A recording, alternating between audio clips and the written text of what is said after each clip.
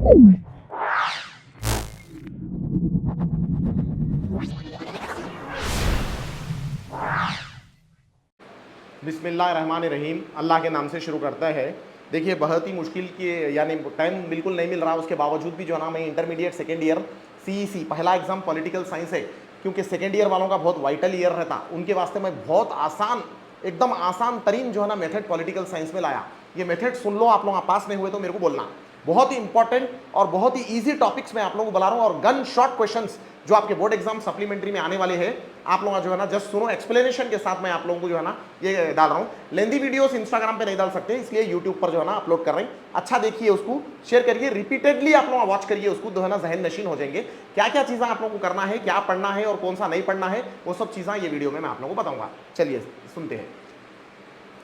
तो सबसे पहले है मुल्की रूल्स। ये मुल्की रूल्स बहुत ही इंपॉर्टेंट 2 मार्क का क्वेश्चन है। मुल्की रूल्स में अपन देखिए, ये चैप्टर 9th चैप्टर का एमरजेंस, यहां पर मैं यहां पर इंडिकेट करा, देखिए emergence of Telangana state, total marks in board exam. तो ये एक चैप्टर, ये जो emergence of Telangana state, total marks board exam में आपको 26 से 28 मार्क्स आ रहे हैं। Intermediate students, I request all students to pay total concentration towards here from the chapter number 9th emergence of Telangana state. Total marks are going to come around 20 to 25 marks you people are going to expect from the same chapter. One of the very significant and vital chapter we are going to discuss for the intermediate second year. So let us try to discuss the most important VSAQs.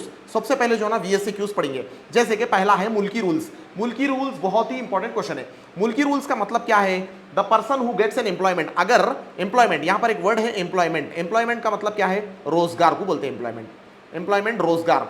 वो शख्स जिसको तेलंगाना में रोजगार होने का है, the person, कैसा लिखना, इंग्लिश में बोल रहा हूं, देखिए मैं, the person who gets an employment, ये डेफिनेशन मैं आप लोगों को लिख रहा हूं, आप लोग सेम एग्जाम में भी कॉपी कर सकते हैं।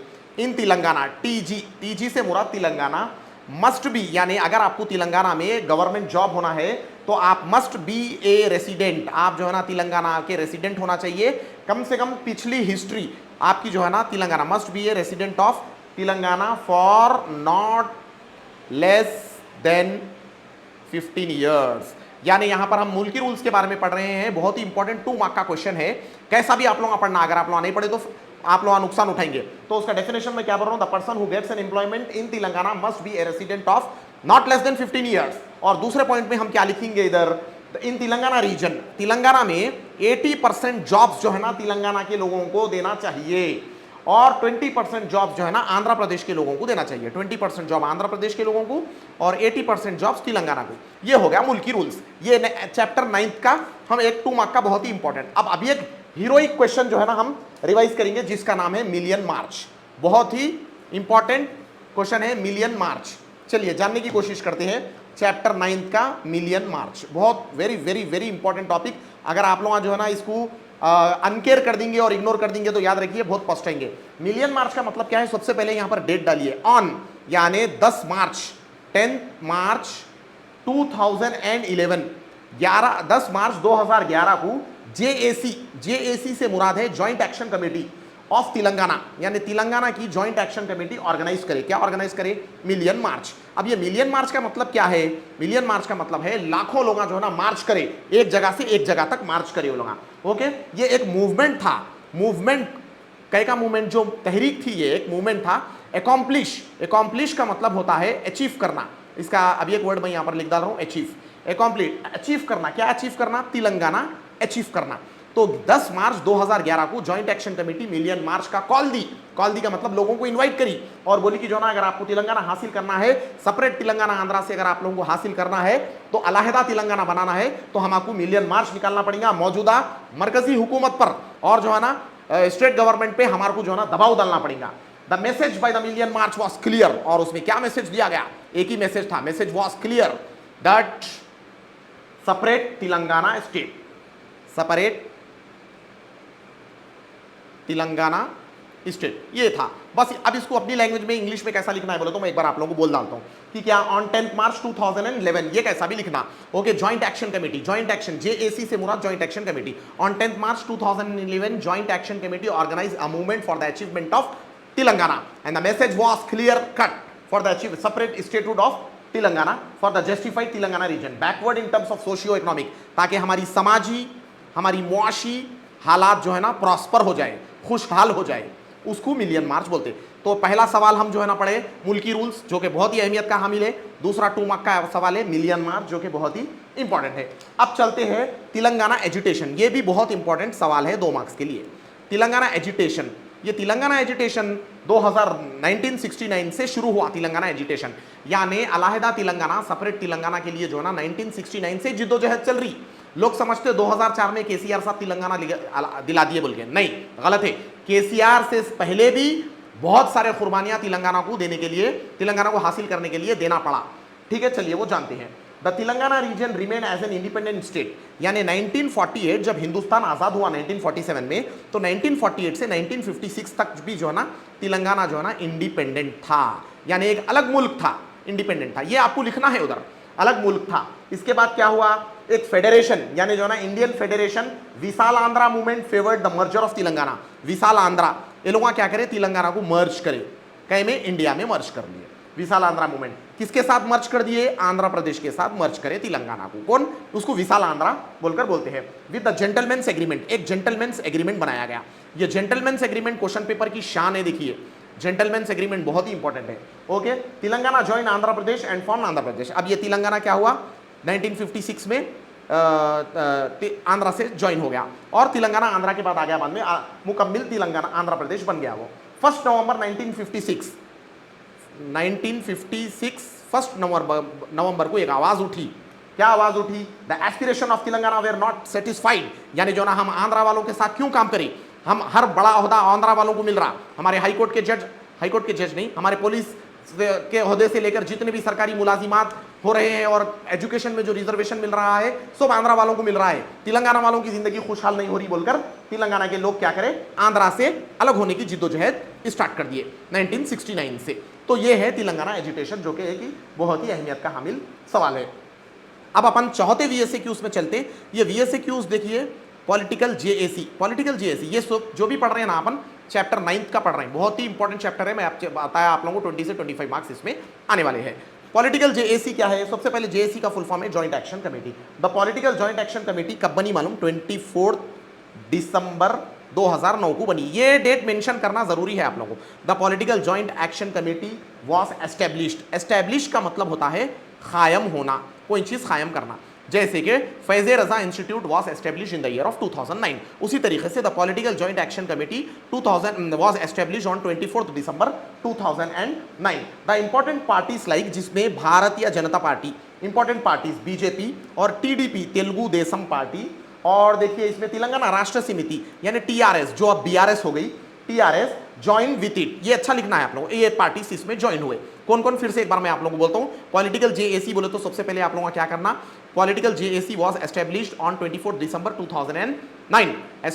द इंपॉर्टेंट, यानी तो इंपॉर्टेंट की जगह आप लोग जो है ना वाइटल भी लिख सकते, सेम है वर्ड, थोड़ा आप लोगों का इंप्रेशन अच्छा होगा, करेक्शनर को जो है ना बहुत इंप्रेशन अच्छा पड़ेगा उसमें, वाइटल लिखेंगे तो। The vital political parties like भारतीय जनता पार्टी, तेलुगु पूरा लिखना है आप लोगों को, Telugu Desam Party, TRS join in this committee. Okay, अब इसके हेड कौन थे, इसको कौन चलाए, it was led by M Condon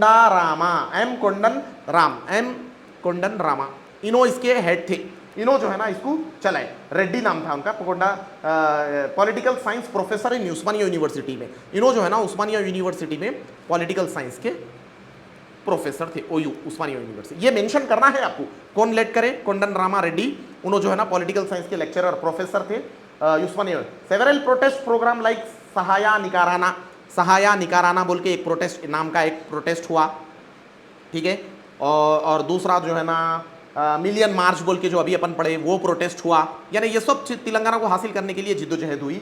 और देखिए अपने सगाराहम were undertaken by political joint action committee for the cause of Telangana, ये सब जो है ना प्रोसेस हुए। तो अब तक हम क्या क्या पढ़ लिए, मुल्की रूल्स पढ़ लिए, मिलियन मार्च पढ़ लिए, तेलंगाना एजुटेशन पढ़ लिए, और देखिए अपने ये कौन सा टॉपिक अभी, पॉलिटिकल जॉइंट एक्शन कमेटी। ये 2 मार्क के बहुत ही इंपॉर्टेंट क्वेश्चन है। अभी एक बहुत इंपॉर्टेंट क्वेश्चन है 5th, Hyderabad as a common capital, यानी इसका मतलब क्या है बोले तो ये भी 2 मार्क का बहुत इंपॉर्टेंट है। Hyderabad as a common capital, इसमें हम क्या पढ़ रहे हैं बोले तो जब तेलंगाना अलग हुआ, जब मरकजी हुकूमत सेंट्रल गवर्नमेंट जो है ना ऑर्डर पास करी कि जो ना तेलंगाना अलग होगा बोलकर, तो as per the Andhra Pradesh reorganisation act, तो ये एक्ट के तहत एक एक्ट बनाया गया, एक कानून बनाया गया। ये बहुत इंपॉर्टेंट 5 मार्क का क्वेश्चन है। देखिए ये लेसन ये चैप्टर का है, जेंटलमैन्स एग्रीमेंट और AP reorganisation act, joint action committee, ये 3 में से 2 न तो एक कैसा भी आने वाला है और 2 मार्क के तो कैसा भी आ रहे हैं। तो ये 2014 में जो है ना बनाया गया। तो आपको यहां पर मेंशन करना है as per the Andhra Pradesh reorganisation act 2014, Hyderabad city, ये जो हमारा शहर है Hyderabad city would remain the capital city for both TG and AP, यानी फॉर नेक्स्ट 10 ईयर्स, यानी 10 साल तक। क्योंकि आंध्रा जब अलग हो गया था, आंध्रा से तेलंगाना अलग हो गया, तो आंध्रा वाले बोले कि जो ना हमारा कैपिटल सिटी क्या रहेगा, हैदराबाद तो जो है ना एक तरक्की याफ्ता शहर है, तो हम हमारे मसाइल कहाँ पर लेकर जाएंगे, हमारा हाई कोर्ट कहाँ पर रहेगा, हमारी जो है ना सेक्रेटेरिएट कहाँ पर रहेगा, हमारी पासपोर्ट ऑफिस कहाँ पर रहेंगे, ये सब चीज़ों के मसले उठे। तो जो है ना ये फैसला लिया गया एपी रीऑर्गेनाइजेशन एक्ट के तहत, हैदराबाद कैपिटल सिटी तेलंगाना का भी 10 साल तक रहेगा और आंध्रा का भी 10 साल तक रहेगा। Hyderabad would remain as the capital city of Telangana state only after shall Telangana. जब 10 साल हो गए तो हैदराबाद फिर से तेलंगाना का कैपिटल सिटी बरकरार रहा और आंध्रा जो है ना अपने हिसाब से नई कैपिटल सिटी सेलेक्ट कर लेना है। तो यहाँ पर बस आप लोगों को इतना ही लिखना है कि जो ना तेलंगाना एपी रीऑर्गेनाइजेशन एक्ट के तहत तेलंगाना के लिए तेलंगाना और आंध्रा का कैपिटल सिटी हैदराबाद 10 साल तक रहेगा बोल के। चलिए ये एक है। 6th अभी एक इंपॉर्टेंट है, सकला जनुला समे, very very important 2 mark question. ये सकला जनुला, देखिए फिर से एक बार मैं रिवाइज कर रहा हूं आप लोगों को, मिलियन मार्च पढ़े, मुल्की रूल्स पढ़े, Hyderabad as a common capital पढ़े, तेलंगाना एजुटेशन पढ़े, पॉलिटिकल जेएसी पढ़े, अब सकला जनुला समे पढ़े। सकला Janula Samme is a great highlight, ये एक बहुत ही जबरदस्त हाईलाइट करे, क्या करे, तेलंगाना को हासिल करने के लिए कोई चीजों को हाईलाइट करे, ये तेलंगाना के एजुटेशन में जो है ना ये शामिल रहे प्रोग्राम्स। तो अच्छा कैसा लिखना है आप लोगों को, the Sakala Janula Samme is the great highlight in Telangana agitation. ये भी एक मूवमेंट है, okay, this is also one of the movement, okay, let to strike, इसमें जो है ना बहुत ज्यादा स्ट्राइक की गई, यानी मरकजी हुकूमत पर, सेंट्रल गवर्नमेंट पर जो है ना दबाव डाला गया। All sections of the people, यानी हर तबके के, हर मजहब और मिल्लत के मानने वाले लोग जो है ना, ऑल सेक्शंस पीपुल क्या करे, ये लोग सपोर्ट करे। किसको सपोर्ट करे सर, देखिए ये लोग सपोर्ट करे तेलंगाना स्टेटहुड को सपोर्ट करे, पूरे तबके के लोग आ गए। The government employees stayed out of the work, यानी जो ना गवर्नमेंट आरटीसी, एपीएसआरटीसी था और टीएसएसपीडीसीएल था, हाई कोर्ट के एम्प्लॉइज, गवर्नमेंट हॉस्पिटल के जो ना डॉक्टर, सब स्टे आउट ऑफ वर्क, यानी जो ना गवर्नमेंट के ऊपर प्रेशर डालने के वास्ते ये लोग क्या करें, गवर्नमेंट के ऊपर यानी अपने अपने नौकरियों को जॉब वगैरह पे नहीं गए। ये एक अभी एक इंपॉर्टेंट टॉपिक है। इसके बाद जो है ना 10th चैप्टर पढ़िए आप लोग, गवर्नेंस बोल के है, स्मार्ट गवर्नेंस बोल के, इसमें से भी जो है ना कुछ सवालात आने वाले हैं आप लोगों को। स्मार्ट गवर्नेंस, ये स्मार्ट गवर्नेंस क्या है, स्मार्ट गवर्नेंस जैसे कि एक लोक आयुक्ता बोल के बहुत ही इंपॉर्टेंट सवाल है। देखिए इसमें लोक आयुक्ता वेरी इंपॉर्टेंट, लोक आयुक्ता 2 मार्क का बहुत इंपॉर्टेंट है ये चैप्टर में। इसमें क्या पढ़ेंगे अपन, लोक आयुक्ता एक स्टेट लेवल ऑफिस है, ये क्या है, ये state level office, Lokayukta is the state level office. अब इसमें विथ स्टडीज एलिगेशंस, एलिगेशंस का मतलब क्या होता, किसी के ऊपर जो है ना इल्जाम लगना, एलिगेशन, इल्जाम, ILZAM, इल्जाम। जस्ट आप लोगों की इंग्लिश अच्छी होना बोलकर मैं इसमें ये वर्ड लिख डाल रहा हूँ। एलिगेशन का मतलब होता है इल्जाम। तो यहाँ पर लोक आयुक्ता, सबसे पहला अल्फाज आपका क्या रहना, Lokayukta is the state level office which studies the allegation on public servant. Public servant किसको बोलते हैं, सरकारी नौकर, जैसे कि पुलिस वाले हैं, जैसे कि जो ना गवर्नमेंट ऑफिस में जो काम करते हैं उनको पब्लिक सर्वेंट बोलते हैं। Regarding discharge of their power and duties, regarding discharge of their powers and duties, यानी वो सरकारी मुलाजिम जो पब्लिक सर्वेंट्स, जो executive, legislature officers, state government, local bodies, public enterprises, ये लोग जो है ना अपनी ड्यूटी सही अंजाम नहीं दे रहे हैं, गवर्नमेंट का पैसा खा रहे हैं और गवर्नमेंट के साथ जो है ना धोखा कर रहे हैं, आवाम का पैसा खा रहे हैं, करप्शन में मुलविस है, तो ऐसे लोगों का जो है ना केस लोक आयुक्ता में होगा। अब इसको एक अल्फाज में मैं आप लोगों को बता डालता हूँ, Lokayukta is the state level office बोल के एक पॉइंट लिखिए, which studies the allegation on public servants regarding discharge of their powers and duties. उसमें कौन कौन आते हैं, officers of the state government, local bodies, public enterprises, legislature, ये एक है। अब ये किस पे क्या सवाल है मालूम, इन विच ईयर आरटीआई, आरटीआई का एक 5 मार्क का भी बहुत इंपॉर्टेंट क्वेश्चन है। देखो आरटीआई का फुल फॉर्म होता है right to information act, enacted कौन से साल जो है ना ये लागू हुआ और कब जो है ना एनफोर्स हुआ, यानी कब बना और कब एनफोर्स्ड हुआ बोलकर यहां पर सवाल पूछ रहा। क्या सवाल है, in which year the RTI was enacted and enforced, यानी the right to information act was enacted, बहुत इंपॉर्टेंट सवाल है, इनएक्टेड 15 जून, यानी 15 जून 2015 को, सॉरी 2005 आई थिंक, 2005 को जो है ना, आई थिंक नहीं करेक्ट है ये, 2005 को जो है ना ये इनएक्ट हुआ और अमल में कब आया मालूम, अक्टूबर 2005। बस इतना ही लिखना है आप लोगों को, 2 मार्क्स मिल जाते। दूसरा सवाल है, इसके बाद आरटीआई के बाद जो है ना तीसरा सवाल है अकाउंटेबिलिटी, ये बहुत इंपॉर्टेंट क्वेश्चन है, अकाउंटेबिलिटी, ये भी इसी में है। अकाउंटेबिलिटी, अकाउंटेबिलिटी का मतलब क्या है, accountability implies the officials, accountability मिसाल के तौर पर अपन एक जिम्मेदारी निभा रहे हैं कि जो है ना एक शादी में अपन को ऑर्डर मिला, आप बड़े बन के पूरा काम करो, तो आपके हाथ को 5 लाख रुपया दिया गया। अब ये 5 लाख रुपए में आप जो है ना क्या क्या पैसे कहाँ कहाँ स्पेंड करें, वो पूरा हिसाब देना, उसको अकाउंटेबिलिटी बोलते हैं। अब यहाँ पर अपन पॉलिटिकल साइंस के एतबार से पढ़ने की कोशिश करेंगे। अकाउंटेबिलिटी एम्प्लाइज द ऑफिशियल्स, ये ऑफिशियल्स पर जो है ना एम्प्लाइज होती है, अकाउंटेबिलिटी एम्प्लाइज द ऑफिशियल्स। थोड़ा मेरी हैंड राइटिंग खराब है, आप लोग मैनेज करना पड़ेगा। पब्लिक सर्वेंट्स, पब्लिक सर्वेंट्स बोले तो जैसे कि मैं अभी बताया आप लोगों को, गवर्नमेंट के सरकारी मुलाजिम, सिविल सर्विसेज, सिविल सर्वेंट्स ये लोग, और are accountable for the decision, अब ये लोग अकाउंटेबल रहेंगे। अब मिसाल के तौर पर बहुत सारे ऐसे वाकयात होते हैं हमारे इलेक्शन के टाइम पे जो है ना, रिलीजियस फंक्शन जो होता है उसका परमिशन नहीं देना, जुलूस वगैरह को, अगर कुछ हालात बिगड़ गए तो so and so commissioner of police जो है ना अकाउंटेबल रहेंगे। आप इलेक्शन का कोड लगे हुआ है, मॉडल कोड ऑफ कंडक्ट लगे हुआ है, फिर से रिलीजियस जुलूस निकालने का परमिशन कैसा देते आपकी वजह से ये हुआ बोलकर, तो क्या करते हैं, उन्होंने अकाउंटेबल हो इसके, तो उसको उनको सस्पेंड कर डालते। तो यहाँ पर मैं आप लोगों को डायरेक्ट पॉइंट पे आता हूँ, accountability implies the officials, public servants और civil servants are accountable for their decision and action to the public, thus they are subjected to the public scrutiny. जैसे कि सिविल सोसाइटी वगैरह वगैरह ये सब जो चीज़ें होती है ना, उसको आप लोगों को जवाब देना रहेगा। ओके, ये कुछ 2 मार्क के क्वेश्चन है। अब नेक्स्ट जो है ना अपन 11th चैप्टर के 2 मार्क के क्वेश्चन पढ़ेंगे। 11th चैप्टर ये भी बहुत इंपॉर्टेंट है, इसमें भी जो है ना 2 से 4 दो क्वेश्चंस तो कैसा भी आप लोगों को 2 मार्क के लिए आएंगे। तो पहला क्या है, अपन बहुत ही आसान है, क्या सवाल है, who is the present secretary of general UNO, present secretary of UNO, यानी यूएनओ के प्रेजेंट सेक्रेटरी कौन है बोल के लिखना है। 2 मार्क का इजी आंसर है। क्या लिखना है आप लोगों को, secretary head of the secretariat union UNO at present Antonio Guterres, Antonio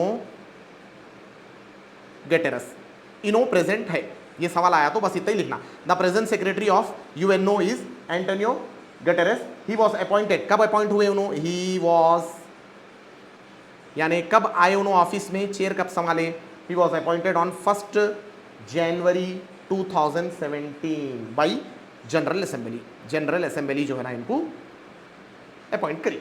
ये एक सवाल हो गया। अब अभी एक सवाल है, देखिए बहुत ही इंपॉर्टेंट क्वेश्चन है ये चैप्टर का, 2nd चैप्टर पंचशील, बहुत इंपॉर्टेंट है, शायद आप लोग 10th क्लास फर्स्ट ईयर हर बार पढ़े होंगे। पंच का मतलब होता है 5, Panchsheel refers to 5 principles of conduct, 5 principles, 5 माहिदे हुए थे इसमें। Okay, it was adopted on, ये कब हुआ मालूम, इट वॉज एडॉप्टेड, ये कैसा भी लिखना, डेट लिखे तो ही आपको, आप समझ के लिखे बोल के एग्जामिनर करेक्शनर समझते।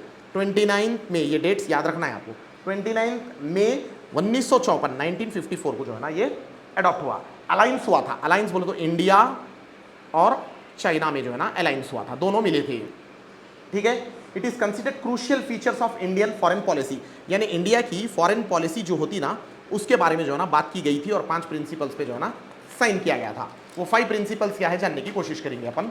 5 प्रिंसिपल में देखिए, पहला है दोनों के बीच में पीसफुल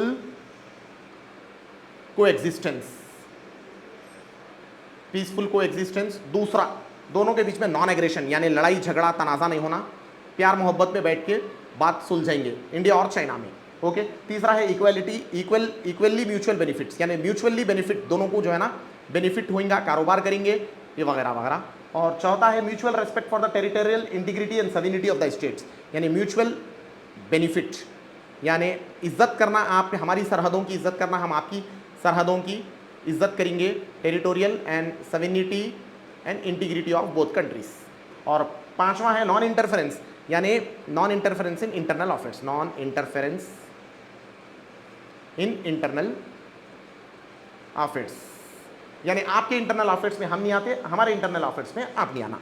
ये एक हो गया पंचशील। अभी एक बहुत ही आसान सवाल है, देखिए ब्रिक्स, खाली ब्रिक्स का फुल फॉर्म लिखना रहता, हर साल आता है ये सवाल। ब्राजील, ब्रिक्स का फुल फॉर्म ब्राजील, आर से रशिया, आई से इंडिया, सी से चाइना, आर से साउथ अफ्रीका, खत्म। ये फुल फॉर्म लिख दिया तो 2 मार्क्स मिल जाते। अभी एक फिफ्थ, ये पंचशील और ब्रिक्स और बिम्स्टेक, ये तीसरा सवाल है बिम्स्टेक, ये भी बहुत इंपॉर्टेंट है। बिम्स्टेक, ये बिम्स्टेक क्या है बोले तो ये बिम्स्टेक बे ऑफ बंगाल, इसका सबसे पहले फुल फॉर्म लिख डालना, बी से bay of Bengal, bay of Bengal initiative. Initiative का मतलब एक कदम उठाना, इनिशिएटिव। थोड़ा स्पेलिंग मिस्टेक्स है तो आप लोग फाइन मैनेज कर लीजिए क्योंकि जल्दी जल्दी में लिख रहा हूँ मैं। मल्टी सेक्टोरल, एम से मल्टी सेक्टोरल, एम से मल्टी, एस से सेक्टोरल, टी से टेक्निकल,